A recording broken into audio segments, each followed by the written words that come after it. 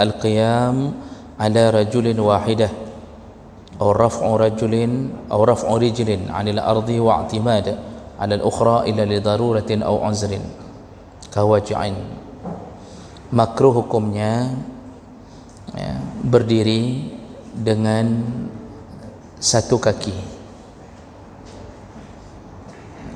Jadi maksud satu kaki, tentunya orang tidak mungkin sengaja berdiri dengan mengangkat kaki sebelah. Karena mengangkat kaki sebelah dengan sengaja itu biasanya hukuman. Tapi maksud di sini adalah dia menyandarkan kaki yang lain ya, ke satu kaki. Jadi dengan gaya istirahat satu kaki. Makruh. Ya, jadi ada orang yang satu kaki disantaikan. Jadi istirahatnya ke arah satu kaki. Jadi di sini contohkan raf'u rijlin 'anil ard. Satu kaki diangkat sedikit, diletakkan ke atas kaki yang lain. Atau tidak mesti begitu. Satu kaki kita santaikan, jadi kita terkesan seperti berdiri mereng, istirahat satu kaki. Ini makruh illa li'uzrin aw li darurah. Makruh hukumnya kecuali karena ada uzur. Maksud uzur kawaja'in, seperti satu kaki sakit, itu tidak mengapa melakukan itu. Au li darurah, atau karena darurat. Bagaimana maksud darurat? Kita sudah tidak sanggup lagi meletakkan kaki yang sebelah itu, terpaksa kita angkat untuk mengistirahatkan kaki yang sebelah.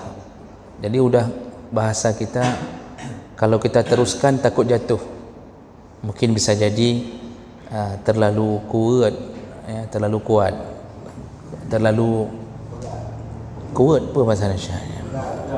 Pegal. Terlalu pegal. Kalau kita lanjut kita takut jatuh. Di saat itu kita istirahatkan satu kaki, letakkan di kaki yang lain, baru dibolehkan. Tapi kalau tidak ada uzur, maka dia telah melakukan perbuatan makruh di dalam salatnya. Di sini disebutkan wala ba'sa bil istirahah ala ihda rijlain li tulil qiyam. Tidak mengapa kalau kaki itu diistirahatkan satu, diganti dengan satu, kalau terlalu lama berdiri dalam solat. Itu baru dianggap ada kebolehan. Contoh kalau solat tarawih yang lama, karena di masa Rasulullah solat tarawih itu sampai subuh, sehingga para sahabat mengatakan nahnu na'tamidu 'alal 'asa. Kami waktu salat tarawih bersama Rasul, kami terpaksa bersandar ke tongkat. Bukan bersama Rasul, di masa sahabat, mohon maaf. Kami ketika salat bersama sahabat terpaksa bersandar ke atas tongkat. Jadi udah enggak sanggup berdiri lagi. Wala nansarifu, dan tidak ada yang bubar, enggak ada yang bubar. Hatta fi furu'il fajr, sampai menjelang subuh. Jadi enggak satu pun keluar dari masjid ketika salat tarawih di masa sahabat sampai subuh. Jadi malam-malam Ramadan disibukkan dengan ibadah sepanjang Ramadan. Kita salat sampai jam 10, hanya duduk kedai kopi sampai subuh. Quran enggak tamat-tamat, selama Ramadan pun enggak khatam Quran itu. Begitu gaya kita menghadapi Ramadan. Dulu sahabat habis tarawih subuh, berarti sepanjang dari salat Isya mereka duduk di masjid terus-terusan sampai subuh. Begitulah hari ini kelelahan mereka telah dibalas oleh Allah. Jadi Bapak Ibu nakal Allah, baru boleh mengistirahatkan kaki kalau memang darurat atau uzur, terlalu lelah. Baru boleh kaki diangkat sebelah, taruh ke kaki sebelahnya. Berikutnya, makruh hukumnya as-salat haqinan bil baul atau haqinan bil ghaid. Makruh hukumnya salat dalam keadaan menahan kencing dan menahan ghaid. Ghaid itu BAB. Ditahan sakit perut, mau buang air besar, ditahan-tahan. Sesak kencing ditahan, lalu dia salat dalam keadaan sesak kencing. Ini dimakruhkan oleh Nabi karena bisa menghilangkan kekhusyuan. Gara-gara kita tahan ini, kita nggak bisa khusyuk lagi. Jadi kita sudah dalam solat membayangkan WC. Nah, maka lebih bagus kalau sakit kencing atau sakit ingin buang air besar, selesaikan dulu walaupun harus masbuk. Itu lebih bagus daripada tahan kencing dan beol di dalam solat. Keluarkan sebelum solat, tiba-tiba sakit perut, nggak usah takut masbuk, keluarkan dulu. Lebih bagus di WC memikirkan solat daripada dalam solat memikirkan WC. Dalam WC kita memikirkan solat ni, udah rakaat keberapa imam ni, dapat enggak ya, itu lebih baik daripada di dalam solat. Kita memikirkan WC, ni ada orang enggak ya, nanti kayak mana kalau kita buka pintu tiba-tiba masih ada bekasan orang, kayak mana nanti kalau enggak ada air. Jadi kita disibukkan selama 4 rakaat dengan urusan WC. Jadi ini tidak dapat inti salat, karena inti salat adalah khusyuk. Enggak khusyuk, kita belum tentu dapat pembelaan dari salat. Allah menyebutkan qad aflahal mu'minun allazina hum fi salatihim khashi'un. Nanti yang beruntung di hari kiamat adalah mereka yang selama di dunia salatnya khusyuk. Jadi ada orang mengira begini, yang penting aku sembahyang, enggak penting khusyuk, yang ada salat ada. Selesai di situ. Pertanyaan berikutnya, seharusnya salatnya bisa diterima atau tidak? Itu yang paling penting. Karena kalau enggak diterima, sama seperti kita buat PR tapi enggak diterima. Udah buat PR, udah. Terus kayak mana nilainya? 0. Sama saja. Kayak mana caranya buat PR tapi diterima? Begitu juga. Kayak mana caranya salat tapi diterima? Jadi bukan hanya salat.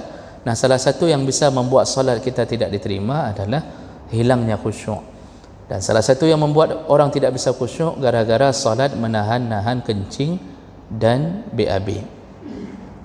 Oh, tadi pas mau masuk salat enggak sakit kencing atau tidak sakit BAB. Ketika rakaat kedua mulai sakit. Nah, di situ para ulama mengatakan disuruh tahan semampu mungkin. Kalau tidak tahan lagi, maka di saat itu disuruh batalkan salat. Batalkan salat. Jadi berbeda. Kalau kita merasa sakit kedua perkara itu sebelum salat, lebih bagus jangan salat dulu, keluarkan. Tapi kalau terjadi di tengah salat, lebih bagus tahan dulu sampai salam. Kalau terjadi di tengah salat, tapi jangan sampai terganggu. Ada orang yang bisa tahan. Jangan sampai terganggu. Kalau enggak tahan lagi, keluar.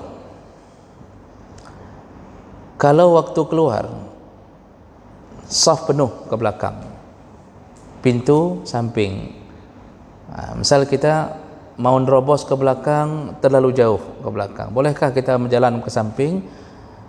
Kalau dalam solat jamaah sesama makmum itu tidak ada sutrah, sutrahnya adalah imam. Jadi melangkah sesama makmum itu tidak menyebabkan dosa yang dilaknat dalam hadis Nabi.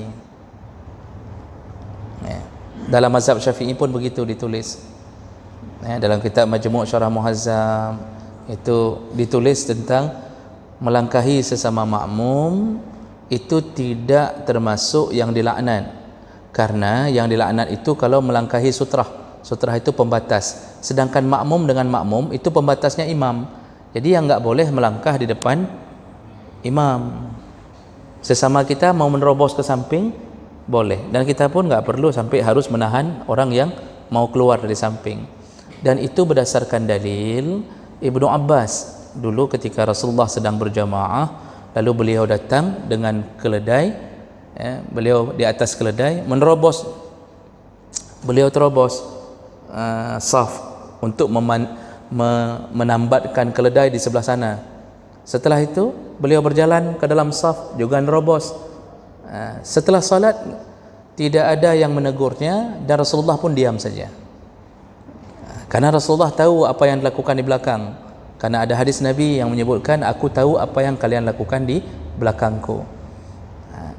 Kalaupun Rasulullah tidak tahu, pasti diberitahu oleh Jibril, karena ini menyangkut masalah hukum.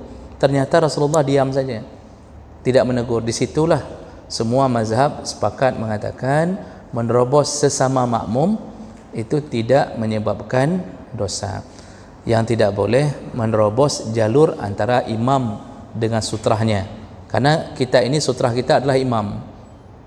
Jadi kalau sakit perut nggak ada jalan lain, ke belakang susah, karena kalau ke belakang kita pun kadang-kadang merusak semua konsentrasi orang. Kita terobos satu-satu, pio pindah, sakit perut, kapinah, itu menerobos begitu malah menyebabkan ini. Jadi bolehkah ada pintu samping terobos? Boleh, syaratnya sesama makmum, ya. Nah,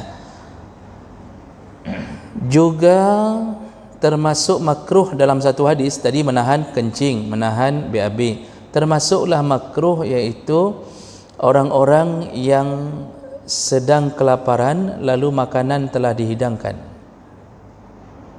Nah, waktu salat sudah tiba, dia kelaparan, makanan sudah tersedia. Nah, makruh dia salat sampai dia memenuhi dulu perutnya agar bisa khusyuk di dalam salatnya. Tapi ini syaratnya bagi siapa? Bagi mereka yang memang ishtihaihi bihaisu yakhtal al-khusyu', yang dia kalau enggak makan bisa menghilangkan kekhusyuannya.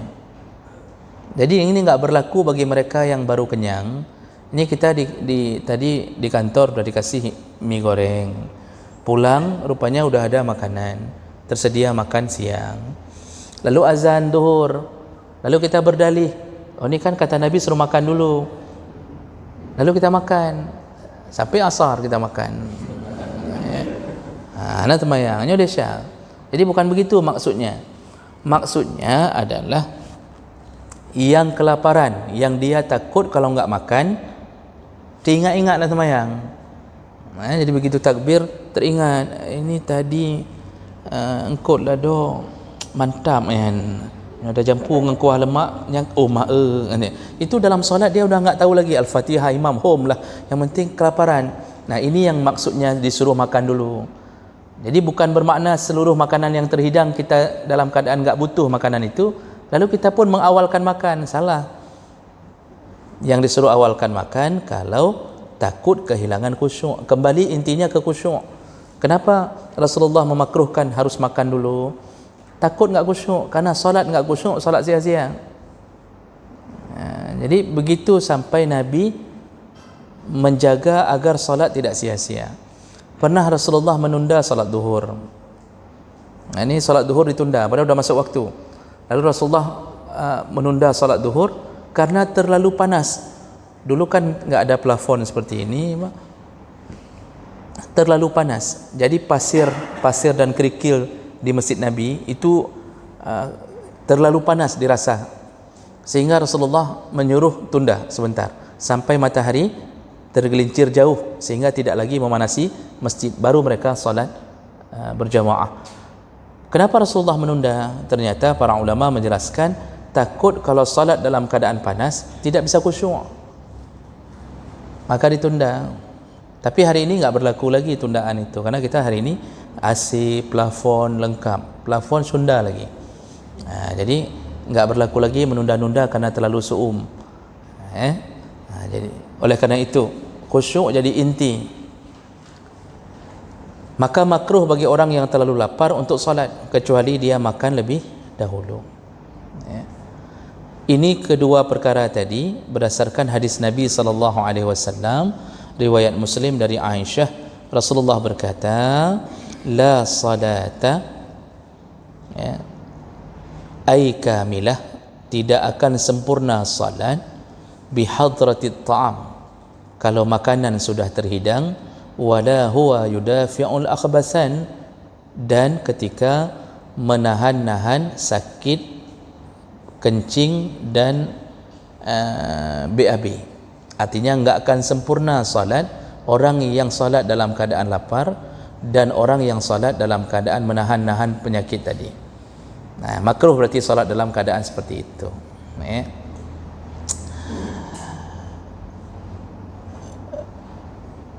Kalau menurut mazhab Hanafi makruh tahrim, makruhnya makruh ke arah haram, lebih mendekat ke haram. Tapi menurut jumhur ulama makruh tanzih, ini makruh biasa, salatnya tetap sah tapi tidak baik. Ya. Berikutnya, wa tukrahu salat halun nu'as asyadid. Makruh hukumnya salat ketika dalam keadaan nu'as, terlalu mengantuk. Ya. Asyadid, sangat mengantuk. Allazi la ya'manu dhabtu qira'atihi was-sahwi fiha, yang dia sendiri yakin bahawa dia tidak bisa, enggak tahu lagi apa yang dia baca. Ya. Jadi kalau seseorang telah sangat mengantuk sedangkan waktu salat telah tiba, sangat mengantuk, kalau dia salat pasti enggak tahu apa yang dia lakukan. Kadang-kadang dia membaca selayaknya Al-Fatihah, tapi Al-Fatihah pun sudah kacau balau, kadang ngantuk sekali. Lalu kemudian ketika dia memohon sesuatu, takut menjadi laknat untuknya. Jadi kalau berdoa dalam solat, takut yang dia baca terbalik-balik sehingga jadi laknat. Kalau dalam iftitah, seharusnya dia membaca wa ana minal muslimin, karena ngantuk sekali, tak peduli lagi, terbaca wa ana minal musyrikin. Ini yang bahayanya orang solat dalam keadaan mengantuk. Jadi karena kesalahan-kesalahan ini menyebabkan batalnya solat, oleh karena itu makruh hukumnya solat dalam keadaan sangat mengantuk. Apa solusinya? Hendaknya dia tidur sebentar, tapi enggak dapat ikut jamaah. Tidak mengapa, nanti solat sendiri, selama kalau dia yakin ikut berjamaah pun dia enggak bisa sadar, enggak bisa menahan kantuknya, maka tidur sebentar, 15 menit 20 menit tidur. Tapi anehnya dia selalu mengantuk di waktu azan. Atai kaibang sudah mengantuk, atai kaibang sudah mengantuk. Itu diru'yah, bukan disuruh tidur, disuruh ru'yah yang begitu. Kalau sekali-sekali kejadian seperti ini, lelah, biasanya satpam kerja malam, atau dokter baru selesai operasi, enggak bisa tidur, tiba-tiba pas datang waktu salat duhur yang dia dari tadi enggak bisa berhenti ni, pas datang salat duhur mengantuk sekali, maka dia enggak yakin, enggak bisa baca lagi ni, disuruh tidur dulu, istirahat dulu, nanti bangun baru salat. Kembali Rasulullah menekankan enggak ada guna salat dalam keadaan tidak benar. Jadi orang hari ini solat Allah Akbar, tapi dia enggak peduli mau terima, ya Allah nak terima pijut, nak terima pijut. Yang penting kalau kau sembahyang. Itu rugi saja solat. Rugi aja solat. Enggak usah solat saja kalau begitu. Karena inti solat bagaimana caranya makbul, diterima. Kalau sudah diterima, dia jadi pembela kita di hari kiamat. Tapi kalau tidak diterima, kita pikir kita selamat di akhirat. Ternyata enggak ada pahala solat itu. Itu sama seperti pungguk merindukan matahari. Jadi dia enggak ada apa-apa, pikir kok le pahala sembahyang, padahal satu rakaat pun tidak khusyuk. Makanya Rasulullah sallallahu alaihi wasallam menyebutkan dalam salah satu hadis, kata Rasulullah, ada seseorang, kana rajul yusalli 60 sanah, ada seseorang salat 60 tahun lamanya. Jadi dia salat 60 tahun, tidak diterima satu pun salatnya. Sahabat terkejut mendengarkan cerita ini, lalu sahabat bertanya, kenapa ya Rasulullah?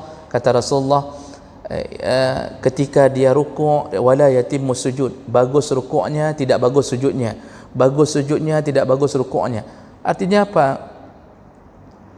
Dia enggak berusaha agar salatnya bagus, yang penting sembahyang. Disitulah kata Rasulullah, 60 tahun salat satu pun enggak diterima Allah. Jadi jangan kita mengira dengan sifat Allah Ar-Rahman Ar-Rahim, Allah bisa menghilangkan syariatnya sendiri. Jadi kita mulai berfikir dengan diaduk sama syaitan, kita berfikir, alah Allah kan maha pengasih, bacuk-bacuk kurang kan enggak apa-apa, nanti dimaaf-maafin lah itu. Kita aja sesama manusia aja maaf-maafan. Kenapa Allah enggak mau maafkan kita? Alah sikit salah pun hana pupuk. Itu prosedural, itu syariat. Allah kalau sudah buat garis syariat, yang melanggar pasti dosa. Makanya kenapa warisan enggak boleh dibagi dengan cara musyawarah? Lihat ayat-ayat warisan dalam surah An-Nisa. Itu di ujung-ujung ayat warisan, setelah Allah mengatakan lirijali nasibum mimma tarakal walidani wal aqrabun, seterusnya, di ujung ayat Allah mengatakan watilka hududullah, itulah garis yang Allah telah tetapkan, batasan yang telah Allah tetapkan. Apa batasan Allah tetapkan? Kalau suami meninggal isteri, kalau ada anak isteri ini, suami dapat 1/4. Kalau isteri tidak anak-anak, suami dapat 1/2. Isteri kalau meninggal suami, kalau suami ini punya anak, isteri dapat 1/8. Kalau tidak punya anak, isteri dapat 1/4. Nenek masih punya cucu 1/6. Itu batasan Allah. Kalau yang tidak mau melakukan batasan ini atau melanggar, wa may yata'adda hududallah, barang siapa berani melanggar batasan ini, maka falahu azabun alim, tunggu azab yang pedih.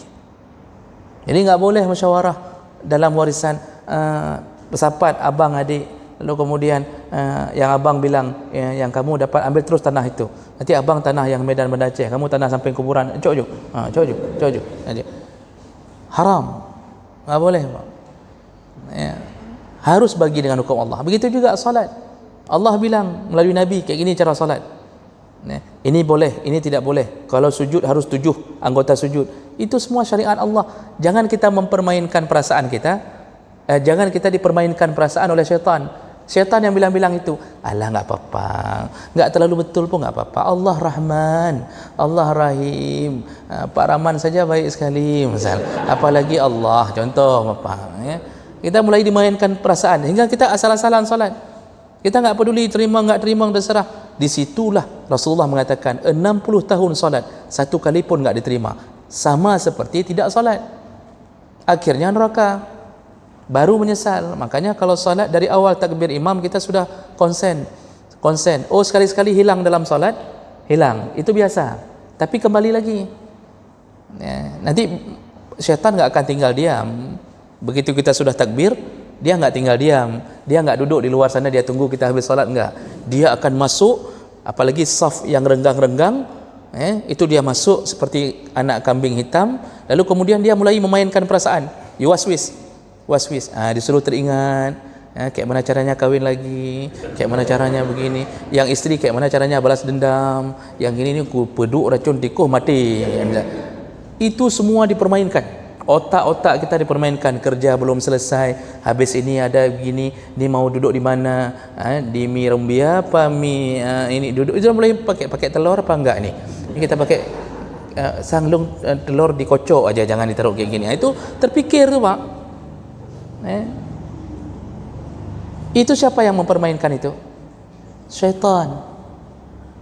Siapa yang bilang syaitan mempermainkan? Nabi mengatakan waktu azan syaitan melarikan diri sejauh-jauhnya sambil mengeluarkan kentut besar-besar. Kenapa dia mengeluarkan kentut besar-besar? Kata Rasulullah, untuk menutupi suara azan. Dia enggak bisa dengar suara azan, jadi kentutnya bom supaya ini enggak terdengar suara azan. Makanya orang yang kentut-kentut waktu azan itu keturunan syaitan, ya Pak. Asal kaibang bom. Yang grey Honda waktu azan, itu keturunan syaitan semua tu. Dia lari, kata Rasulullah, sejauh-jauhnya. Salah satu tempat yang paling disukai adalah kamar mandi. Makanya ketika azan, kalau asal azan udah masuk kamar mandi, tadi enggak mandi-mandi, duduk dulu, begitu azan masuk kamar mandi. Itu juga keturunan syaitan. Lalu ketika selesai azan dia kembali menggoda orang supaya enggak salat sunnah. Jadi orang duduk prehimum sembahyang sunnah anak. Di situ itu tipu daya syaitan agar kita enggak banyak amal sunnah. Karena padahal salat-salat qabliyah menutup kekurangan salat wajib. Tapi kita waktu bolong enggak ada penutup. Sama seperti ban bocor, enggak ada lagi ban tampilan. Rasulullah yang mengatakan nanti di akhir akhirat Allah tanya, ada salat? Ada. Bagus salatnya? Kurang ya Allah. Kata malaikat, coba lihat ada salat sunnah atau tidak. Kalau dia ada salat sunnah, tutuplah salat wajibnya dengan salat-salat sunnah. Kita qabliyah enggak pernah, ba'diyah enggak pernah. Salah satu tipu daya syaitan datang lalu kemudian membuat orang enggak salat. Duduk di tiang-tiang, ada yang duduk di plafon, duduk gitu Pak. Enggak salat, tunggu imam. Begitu qamat, dia lari lagi. Kata Rasulullah, lari sekali lagi sekencang-kencangnya. Lalu kemudian Habis qamat kembali. Kemana dia kembali? Ke saf-saf salat. Kalau renggang, dia berbentuk seekor anak kambing hitam. Di situlah dia mulai bermain. Jadi jangan fikir bahawa kita aman dari gangguan syaitan. Tidak. Tak bisa digoda di awal, digoda di tengah.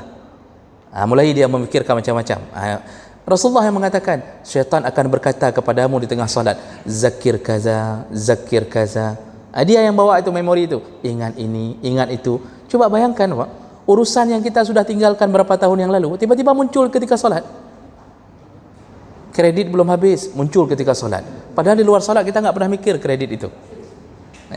Utang orang belum bayar kita, apa yang harus kita lakukan? Muncul ketika solat. Anak kunci hilang, muncul. Isteri hilang, nggak muncul. Ini yang sakit hati isteri yang buat gini. Jadi Bapak Ibu maka Allah Subhanahu Wa Taala, hati-hati solat yang tidak khusyuk. Makanya Rasulullah mengatakan jangan solat ketika sedang kelaparan. Makan dulu maksudnya, cepat-cepat makan agar bisa berjamaah. Bukan meninggalkan jamaah dengan makan. Jadi jangan juga buat sebuah rencana. Kata Rasulullah pajuh boleh. Dia makan lambat-lambat karena mengira ada kemaafan dari Rasulullah.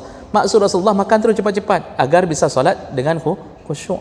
Begitu juga kalau sakit perut, sakit kencing, keluarkan dulu. Jangan tahan ke dalam solat, keluarkan dulu biar bisa solat dalam keadaan khusyuk. Juga jangan solat dalam keadaan mengantuk, takut kehilangan bacaan, takut saat ingin berdoa malah doa itu berubah jadi laknat, kemudian huruf-huruf dah enggak terbaca lagi dengan baik. Tidurlah dulu sebentar. Dan ini berdasarkan hadis Aisyah radhiyallahu anha qalat, Aisyah berkata, Rasulullah sallallahu alaihi wasallam berkata, "Iza na'asa ahadukum wa huwa yusalli." Kalau salah seorang di antara kalian sangat mengantuk dan dia dalam keadaan ingin salat, falyarqud hatta yazhab anhu an-naum. Maka tidurlah lebih dahulu. Istirahatlah sebentar sampai hilang rasa mengantuk di dalam kepalanya. La'allahu yazhabu yastaghfir fayasubbu nafsah. Janganlah seseorang salat dalam keadaan mengantuk, karena bisa jadi dia bermaksud memohon ampun di dalam doanya, fayasubbu nafsah, berniat dalam solat memohon ampun, tapi karena mengantuk terbalik menjadi orang yang melaknat dirinya sendiri. Seperti tadi seharusnya baca wama ana minal musyrikin, terbalik menjadi wama ana minal muslimin, aku bukan orang Islam. Waktu kalimat wa ana minal muslimin terbalik lagi wama ana minal muslimin, wa ana minal musyrikin, aku dari golongan musyrik. Ini yang bahaya. Jadi kalau begitu disuruh tidur untuk menghadapi salat. Makanya sunnah Pak, melakukan kailulah. Salah satu sunnah adalah melakukan kailulah. Kailulah itu tidur sebentar. Waktunya paling bagus kalau bukan sebelum zuhur, ba'da zuhur. Kailulah itu yang suruh Nabi. Kata Rasulullah kepada sahabat, qilu, tidurlah siang sebentar. Fa inna syaitan la yaqil, karena syaitan tidak pernah tidur siang. Syaitan enggak pernah tidur siang. Jadi yang enggak pernah tidur siang syaitan. Jadi Bapak Ibu maka Allah disuruh qilu, itu dekat dengan bahasa sedikit qalil, itu maksudnya tidurnya sebentar. Pilihannya dua. Boleh pilih sebelum zuhur, kira-kira jam 12 menuju ke setengah 1 tidur terus sebentar. Itu Masya Allah refresh, semuanya di refresh ulang. Kesegaran untuk salat, itu kekuatan kita kembali, salat khusyuk sekali. Atau kalau kita enggak sempat, tidurlah setelah siang sebentar. Tidur setelah siang, boleh menjelang asar atau sebelum asar, untuk memperkuat badan dan kepala ketika salat asar, salat maghrib dan seterusnya. Kuncinya ada di waktu siang ini. Kuncinya ada di waktu peralihan. Karena kita kan siang ini dah mulai lelah. Asar puncak lelah. Disebut asrun, itu artinya diperas. Jus bahasa Arabnya asir, yang diperas. Asrun, waktu yang diperas. Kenapa disebut waktu asar? Waktu itu kita sudah diperas segala tenaga dari pagi. Maka orang yang salat asar itu dipuji oleh Rasulullah sallallahu alaihi wasallam. Allah pun mengatakan dalam Al-Quran tentang keutamaan salat asar. Jadi itu salat yang orang sudah lelah tapi tetap salat. Baik, itu maksud jangan salat dalam keadaan sedang mengantuk, istirahat lebih dahulu.